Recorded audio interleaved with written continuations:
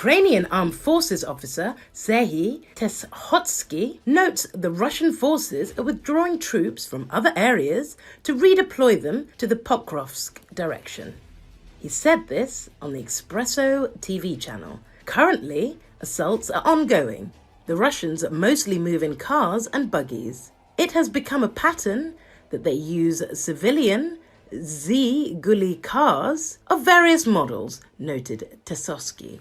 According to an armed forces officer, the Russian troops are actively using the weather conditions to move en masse, under the cover of fog or at night. However, Ukrainian defense forces detect the enemy and try to destroy them on the far outskirts. Overall, in the Pokrovsk direction, the Ukrainian defense forces are eliminating about 300 Russian occupiers daily, give or take. We can see that the invaders are not giving up on their intentions. To the southwest of Pokrovsk, the Russians are trying to deploy more forces. There is also information that the Russian army is withdrawing units from other directions, but they are not achieving the success that they had hoped for. Russians attack so often along so many axes against undermanned Ukrainian positions that some of the assaults are bound to get across the mine-infested, artillery-blasted, drone-patrolled no man's land.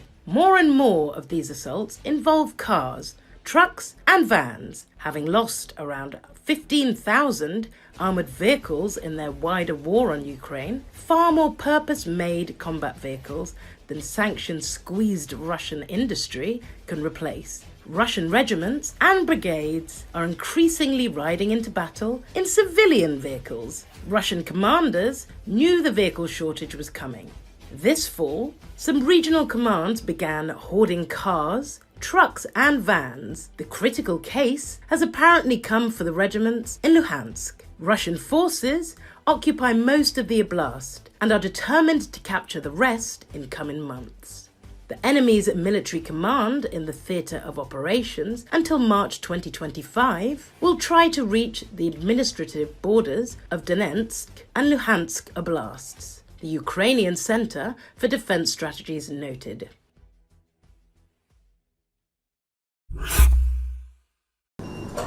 Three released hostages were reunited with their families in Israel on Sunday.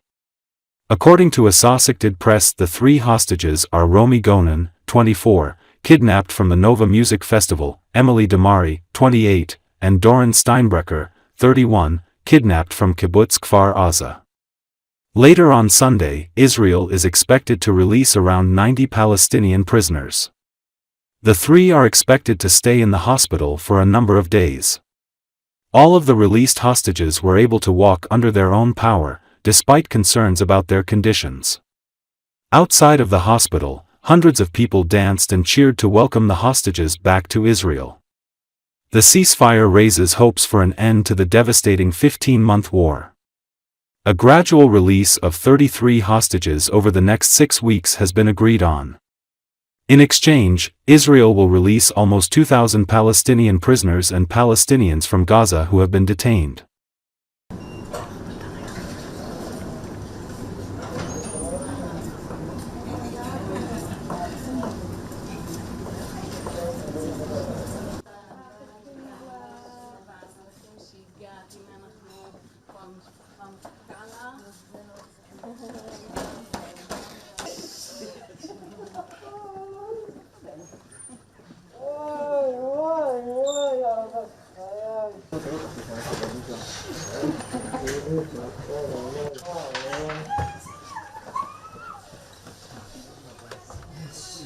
Yes.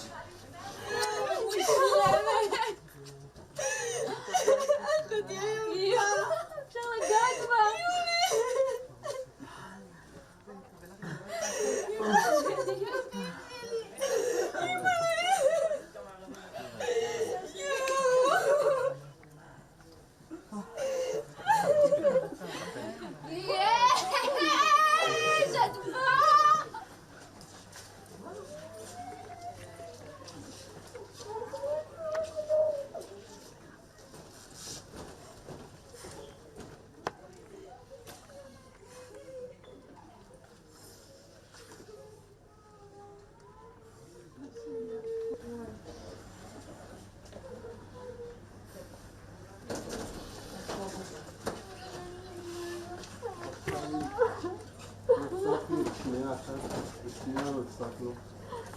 לא היה סיכוי שנוותר על האחד שתחזירי אלינו. אין יום שלא חשבנו עלייך, עשינו הכל מהבוקר עד הלילה רק להחזיר אותך אלינו.